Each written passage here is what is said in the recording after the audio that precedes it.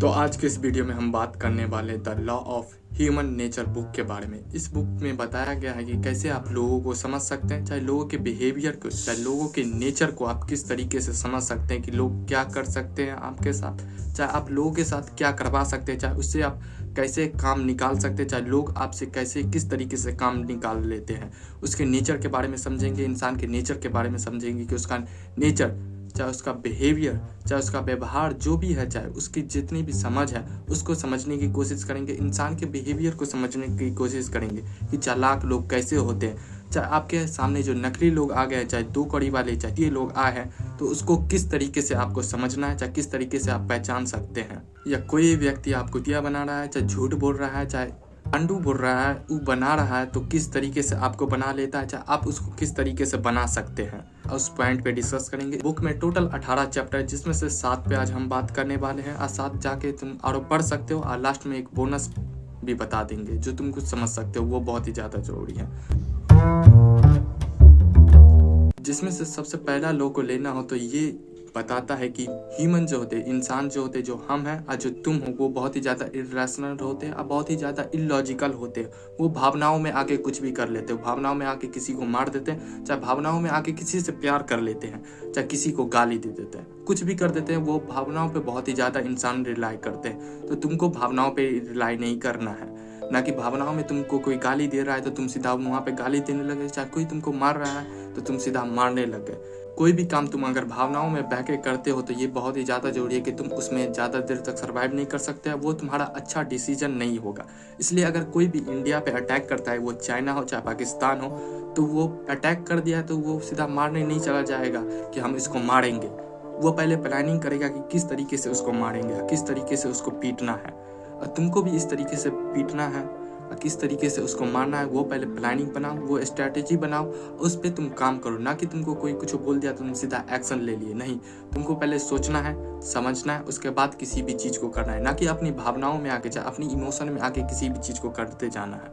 जितना तुम इमोशन में बहते जाओगे उतने अपने लाइफ का एल लगवाते जाओगे। तो इसलिए सबसे ज़्यादा जरूरी है कि तुम इमोशन पे रिलाई नहीं करो, लॉजिकल थोड़ा सोचो और थोड़ा ब्रेन का यूज करो। ये जो ब्रेन दिया गया है उसका तुम कुछ उपयोग करो और उसका कुछ काम करो, ना कि तुम भावनाओं में आके लटगिरी वाला काम करते रह जाओ। कोई भी व्यक्ति बचपने से स्ट्रांग नहीं होता है इमोशन पे, उसको धीरे धीरे अपने परिस्थिति से, चाहे अपने एक्सपीरियंस से, चाहे अपने वार्तालापों से, चाहे अपने एक्सपीरियंस और जो होते उससे वो सीखते कि हमको भावनाओं को कैसे कंट्रोल करना है, चाहे अपने इमोशन पे कैसे रिलाई नहीं करना है, उसको कैसे कंट्रोल करना है। सबसे ज़्यादा जरूरी है कि तुम पहले लॉजिकल सोचो और इमोशन पे रिलाई नहीं करो। यही था पहला लॉ। अब दूसरा में कहते हैं कि लोग बहुत ही ज़्यादा अपने आप को अच्छा मानते हैं, अपने आप को अच्छा समझते हैं। वो हमेशा सोचते हैं कि हम सबसे ज़्यादा अच्छे हैं, हम सबसे ज़्यादा बेहतरीन हैं, सबसे ज़्यादा हम ताकतवर हैं। तुमको ऐसा नहीं करना है, तुम नार्सिसिस्ट नहीं बन जाना है अपने आप में। तुमको हमेशा एम्पैथी रखना है दूसरे के प्रति, क्योंकि इंसान जो होता है वो ह्यूमन होता है, वो सोसाइटी में रहता है, वो हमेशा सोसाइटी में रहेगा, ना कि किसी भी यूटोपिया चाहे अपने लाला लैंड वाला में रहेगा। वो हमेशा इंसानों के बीच रहेगा, इसी दुनिया पे रहेगा, इसी पृथ्वी में रहेगा, इसी देश में रहेगा। अब वो सोशली इंटरेक्ट होगा एक दूसरे व्यक्ति से। तो तुमको हमेशा एम्पैथी का भाव रखना है, ना कि तुमको हमेशा दिखाना है कि हम सबसे ज़्यादा अच्छे हैं, ना कि सबसे ज़्यादा हम सुप्रीम हैं। तुम हमेशा ऐसा करते हो, चाहे ऐसा करोगे तो तुम बहुत ही ज़्यादा प्रिय व्यक्ति बनोगे और दूसरे से हमेशा तुम प्रताड़ना पाओगे, चाहे तुम दूसरे से हमेशा चुतियापे कहे जाओगे। क्योंकि इंसान जो होता है वो हमेशा प्यार, चाहे रिस्पेक्ट का, चाहे सम्मान का, चाहे जो सोशल प्रूफ होता है उसका बहुत ही ज़्यादा भूखा होता है। इसलिए तुमको हमेशा ध्यान देना है कि दूसरे के प्रति जितना एम्पैथी, अच्छा भाव रख सकते हो, चाहे उसको जो अच्छा काम किया उसको अच्छा बता सकते हो, तो उतना ही ज़्यादा तुम अच्छे इंसान बनोगे और उससे तुम काम भी अपना निकाल सकते हो। इसलिए तुमको हमेशा ध्यान देना है कि दूसरे के प्रति एम्पैथी का भाव रखना है, ना कि अपने आप को नार्सिसिस्ट बना लेना है, बताना है कि हम सबसे ज़्यादा अच्छे। तुम सबसे ज़्यादा अच्छे नहीं हो और तुम सबसे ज़्यादा अच्छे बन भी नहीं सकते। इसलिए दूसरे के प्रति थोड़ा एम्पैथी का भाव रखो, थोड़ा उसकी प्रति भावना रखो अपना कि हम ये अच्छा कर सकता है, इसके साथ हम अच्छा करेंगे। ना कि तुम हमेशा अपने आप को तोप बनते हुए घूमो, रॉकेट समझते हुए, चाहे न्यूक्लियर मिसाइल समझ रहे होगे तुम। तीसरा में बताते हैं कि जितने भी तुम अपने आसपास इंसान देखते हो, चाहे जितने भी लोग देखते हो, चाहे तुम जो हो, वो हमेशा अपने आप को हर कोई व्यक्ति अपने आप को अच्छा दिखाता है, स्मार्ट दिखाता है, इंटेलिजेंट दिखाता है, ताकतवर दिखाता है। वो हमेशा अपने आप को अच्छा दिखाता है। तो वो सबसे ज़्यादा चप्पा है और वो सबसे बड़ी कमी है इंसान के अंदर में। क्योंकि इंसान जो कोई भी होगा, चाहे कितना बड़ा अमीर व्यक्ति हो, चाहे कितना बड़ा गरीब व्यक्ति हो, वो हमेशा स्ट्रांग भी होगा, वीक भी होगा। इसलिए तुमको हमेशा ध्यान देना है कि उसके अंदर क्या कमी है, उसके अंदर क्या बुराई है, चाहे क्या कमजोरियां हैं, उस पर तुमको ध्यान देना है। ना कि उसकी ऊपरी रौनक के पीछे पड़े हुए और नहीं कि अंदर के बारे में मालूम है कुछ। समझ रहे होगे तुम। चाहे वो किस तरीके से बात करता है, चाहे उसके लहजे के हिसाब से उसको उतना जज मत करो। उसकी जो अंदर कमी होगी, चाहे उसकी जो वीकनेस होगी, उसको भी तुम हमेशा ध्यान दिए रहो। क्योंकि इंसान जो होता है वो हमेशा शॉर्ट टर्म मारने के पीछे लगा हुआ रहता है। इसलिए तुम किसी का चेहरा देख के, चाहे किसी को एक नज़र में देख के, चाहे एक समय बात करके तुम उसको अच्छा जज नहीं करने लग जाओ, चाहे अच्छा बोलने नहीं लग जाओ। उसको जानो कि उसकी कमजोरियाँ क्या होगी। क्योंकि कोई भी इंसान होता है वो हमेशा अपने आप को अच्छा दिखाता है, जैसे तुम दिखाते रहते हो, जैसे हम दिखाते रहते हैं। इसलिए तुमको हमेशा ध्यान देना है कि उसके अंदर क्या कमजोरियां हैं, चाहे उसकी क्या वीकनेस है, चाहे क्या उसके लाइफ में मिसिंग है, उस पर तुमको ध्यान देना है। उसके बाद उससे तुम वो चीज़ करवा सकते हो जो चीज़ तुम करना चाहते हो। इससे तुमको भी फ़ायदा होगा किसी भी बिजनेस में, चाहे किसी भी अपा चीज़ में। इसलिए सबसे ज़्यादा जरूरी होता है कि तुम हमेशा ध्यान दो कि लोगों के अंदर क्या कमजोरियां होगी, चाहे क्या वीकनेस है। उसकी ऊपरी चमड़ी को देख के नहीं बोलने लग जाओ कि ये अच्छा इंसान है। उसके अंदर नेचर को जानो। चौथा लॉ है कि तुम अपने आप को छुपा लो। जितना छुपा सकते हो उतना छुपा लो, चाहे लोगों से जितना हाइड हो सकते हो उतना हाइड कर लो। क्योंकि बोला जाता है कि जो कम होता है, जो बहुत ही ज़्यादा कम होता है, उसकी बहुत ही ज़्यादा वैल्यू होती है, चाहे उसकी बहुत ही ज़्यादा कीमत होती है। तुम अगर हमेशा दूसरे के सामने ज़्यादा अवेलेबल हो, चाहे दूसरे से ज़्यादा कन्विकेशन करते हो, चाहे किसी से ज़्यादा व्यवहार में बात करते रहते हो, चाहे हमेशा प्रेजेंट रहते हो, तो तुम्हारी वैल्यू नहीं होगी।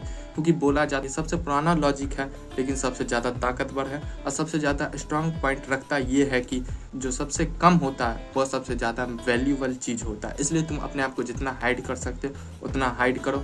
ये तुम्हारे लिए भी सही रहेगा और तुम्हारे लिए जो इम्पोर्टेंस काम होगा, चाहे जो तुम्हारे लिए वर्क है, चाहे पढ़ाई है, चाहे काम है, चाहे चुतियाप्पा चीज़ हो, चाहे क्षेत्र को पचड़ा हो सकता है तुम्हारा, उस पर तुम काम करो अपने आप को छुपा के। इससे तुम अपने लाइफ में भी ग्रोथ करते जाओगे, अपने आप को कुछ नया सीखते जाओगे, चाहे अपने लाइफ में कुछ नया नॉलेज को एकत्रित करते जाओगे। इसलिए तुम जितना अपने आप को छुपा सकते हो उतना छुपा लो। इसी में बोला जाता है कि तुम अपने आप को मिस्टीरियस दिखाओ। इसका मतलब क्या होता है हमको नहीं समझ में आया। इसलिए तुम अपने आप को मिस्टीरियस दिखाओ, चाहे लोगों के सामने जैसा हो वैसा नहीं दिखाओ, चाहे अपने आप को अच्छा दिखाओ। यही सब बोला गया लेकिन समझ में नहीं आया। और पांचवा के अंदर ये बताया गया है कि इंसान जो होता है, जो ह्यूमन होता है, जो तुम हो, जो हम है, जो फिर से बता रहे हैं कि वो हमेशा शॉर्ट टर्म मारने के पीछे में लगा हुआ रहता है, हमेशा शॉर्ट देखने के पीछे रहता है। रील में, चाहे यूट्यूब पे शॉर्ट वीडियो देखने में, चाहे किसी भी प्रकार का शॉर्टकट वर्ड हमेशा मारने में रहता है, चाहे कहीं भी जा रहा है। तो ये सबसे ज़्यादा इंसान में पाया जाता है कि वो हमेशा शॉर्टकट पाने जाता है। अगर तुम थिंकिंग फास्ट स्लो भी पढ़े होगे तो उसमें भी बताया गया इसी पॉइंट को कि हमेशा जो इंसान होता है वो हमेशा शॉर्टकट मारना चाहता है। वो हमेशा सोचता है कि हम कैसे कोई भी चीज़ को जल्द से जल्द पा ले और जल्द से जल्द अचीव कर ले। लेकिन ऐसा नहीं है। तुमको हमेशा लेके चलना है लॉन्ग टर्म, और लॉन्ग टर्म प्लानिंग करना है और लॉन्ग टर्म सोच के चलना है। तभी तुम जीवन में कुछ उखाड़ सकते हो, चाहे कुछ भी चीज़ अचीव कर सकते हो। इसलिए तुम हमेशा दिमाग पे पचड़े पे आके नहीं फंस जाओ, चाहे दिमाग के सेल पे, चाहे दिमाग के न्यूरॉन, सेल तो शरीर का होता है, न्यूरॉन जो होगा ब्रेन का, उस पर तुम डिपेंड नहीं हो जाओ कि वो जो तुमसे करवा रहा है, चाहे शॉर्ट टर्म मारते जा रहा है, चाहे रील देखते जा रहे हो, चाहे स्क्रॉलिंग पे स्क्रॉलिंग करते जा रहे हो, तो उससे तुम बचो। तुम हमेशा शॉर्ट टर्म, चाहे 2 पल की खुशी के पीछे नहीं चले जाओ कि हमको ये अभी हो जाएगा, उससे नहीं जाना है। तुमको हमेशा ध्यान देना है कि लॉन्ग टर्म में क्या तुमको अचीव करना है। तुम बड़े के पीछे पर जाओ। जो बोला जाता है हमेशा कि तुम हमेशा बड़े के पीछे जाओ, ना कि छोटे मोटे 2 कौड़ी वाली चीज़ में तुम फंसे हुए। इसलिए तुम जितना बड़े पे ध्यान दे सकते हो, चाहे जितनी लंबी प्लानिंग कर सकते हो, जितना लंबा गोल बना सकते हो, उतना अच्छा रहेगा। ना कि शॉर्टकट मारने चले जाओ कि आज का हम ये कर लेते हो, कुछ थोड़े फर्क पड़ने वाला, चाहे 2 पल की खुशी के लिए तुम हमेशा के लिए पार रहे हो। तो इसलिए तुमको हमेशा ध्यान देना है। तुम्हारा ब्रेन हमेशा कहेगा कि स्क्रॉलिंग कर लो, चाहे स्मोकिंग कर लो, चाहे छुपा कर लो, लेकिन तुमको हमेशा शांत होकर बैठ जाना है और सोचना है कि मेरे लिए क्या जरूरी है, चाहे मेरा लॉन्ग टर्म प्लानिंग क्या है, इस पे उस तरीके से काम करो। ना कि तुम हमेशा शॉर्टकट मारने के चक्कर में अपना लगवाते रहो। छठा में बताया गया है कि तुम जो अपने आप को बदलना चाहते हो, चाहे लोगों को तुम बदलना चाहते हो, चाहे लोगों से तुम अपना काम निकलवाना चाहते हो, तो सबसे ज़्यादा उतनी घड़ी वो डिफेंसिव हो जाता है और सबसे ज़्यादा वो अपने आप को प्रोटेक्ट करने लगता है, जैसे तुम अपने आप को प्रोटेक्ट करने लग जाते हो। तुम कोई भी नया हैबिट जल्दी नहीं बना सकते हो। ये इंसान का ब्रेन ऐसे ही होता है, ऐसा ही है। तो इसलिए तुमको हमेशा ध्यान देना है कि कोई भी नया न्यूरॉन पैदा करना, चाहे नए हैबिट को पैदा करना, चाहे बनाना है, तो सबसे ज़्यादा जरूरी होगा कि छोटे छोटे स्टेप लो, ना कि तुम सीधा बड़े स्टेप ले लो, चाहे बड़े पैमाने पे कोई भी चीज़ को करने लग जाओ। सबसे ज़्यादा जरूरी है कि तुम छोटा स्टेप लो, उसके बाद कोई भी चीज़ को करो। और तुम किसी भी व्यक्ति से तुम अपना काम निकलवाना चाहते हो, चाहे किसी भी लोगों को समझना चाहते हो, तुम लोगों को जानना चाहते हो, चाहे सामने वाले व्यक्ति को पहचानना चाहते हो कि वो कैसा व्यक्ति है, तो सबसे ज़्यादा जरूरी है कि छोटे छोटे जाओ ऊपर। छोटा छोटा क्वेश्चन पूछो, उसके बाद बड़ा क्वेश्चन पूछो, उसके बाद बड़ा क्वेश्चन पूछो। क्योंकि शेर का अगर तुमको शिकार करना है तो हिरन को तो चारा डालना ही पड़ेगा और चारा देना ही होगा। इसलिए तुम किसी व्यक्ति से जानकारी इकट्ठा करना चाहते हो, चाहे किसी व्यक्ति के बिहेवियर को जानना चाहते हो, तो छोटे छोटे बताया करो और छोटे छोटे कदम उठाया करो, ना कि तुम सीधा उससे पूछने लग जाओ कि ये तुम कर दो। अगर तुम किसी व्यक्ति से, चाहे तुम अपने दोस्त से तुम असाइनमेंट ही पूरा करवाना चाहते हो, तो चाहे काम पूरा करवाना चाहते हो, मान लो 10 पन्ना का, तो तुम सीधा उससे नहीं पूछ रहे हो कि मेरा 10 पन्ना वाला कर दो। तुम बोलो कि हाँ 20 पन्ना का कर दो, उसके बाद तुम फिर उनसे 10 पे लिया। तो इसी तरीके से धीरे धीरे कर सकते हो। इसलिए तुम लोगों के बिहेवियर को जानना चाहते हो, तो इसमें बोला गया है कि तुम उसको छोटे छोटे स्टेप में समझो और छोटे छोटे करके उस पे जाओ, ना कि तुम सीधा डायरेक्ट उसी क्वेश्चन पे आ जाओ, चाहे सीधा पॉइंट ऑफ व्यू पे आ जाओ, सीधा पॉइंट पे आ जाओ। तुम सीधा पॉइंट पे आ जाओगे तो सामने वाला व्यक्ति अपने आप को सुरक्षित करने के लिए, चाहे अपने आप को बचाने के लिए वो क्वेश्चन का जवाब नहीं देगा, चाहे उसका तुमको उत्तर सही से नहीं देगा। और तुमको हैबिट बनाना है किसी भी तरीके से, तो धीरे धीरे करके तुम बना सकते हो। जो लास्ट पॉइंट इस वीडियो का है और बुक का भी है, लास्ट पॉइंट हम बीच में स्किप कर दिए हैं, तो इसलिए लास्ट पॉइंट में बताया गया है कि तुम अपने डेडलाइन को फिक्स करो कि तुम्हारा क्या जरूरी है, चाहे तुम्हारे लिए क्या इंपॉर्टेंस है, उसका डेड टाइम फिक्स कर दो कि हमको इस समय में इतना कुछ चाहिए। चाहे 1 महीना में 1000 रुपया चाहिए, चाहे 1 महीना में हमको 10 सिलेबस कंप्लीट चाहिए, कुछ भी हो उसमें तुम डेडलाइन फिक्स करो, तब तुम उसको अच्छे तरीके से कर सकते हो और उस पर ज़्यादा कुछ अचीव कर सकते हो। इसलिए तुमको हमेशा डेडलाइन क्लियर रखना है और हमेशा तुमको मृत्यु का ध्यान रखना है। इसके लिए इस पॉइंट को लिए कि तुमको हमेशा मृत्यु का ख्याल रखना है कि तुम अगर दबक गए तो उसके बाद क्या। इसलिए तुमको जो जितना जल्दी हो सकता है उस पर ख्याल करो। और तुम्हारा क्या ख्याल है डेट पे, मृत्यु पे, क्या सोचते हो, उसको तुम वीडियो में बता सकते हो कमेंट बॉक्स में। इस वीडियो को लाइक कर सकते हो और इस तरीके का वीडियो तुमको चाहिए तो सब्सक्राइब भी कर सकते हो।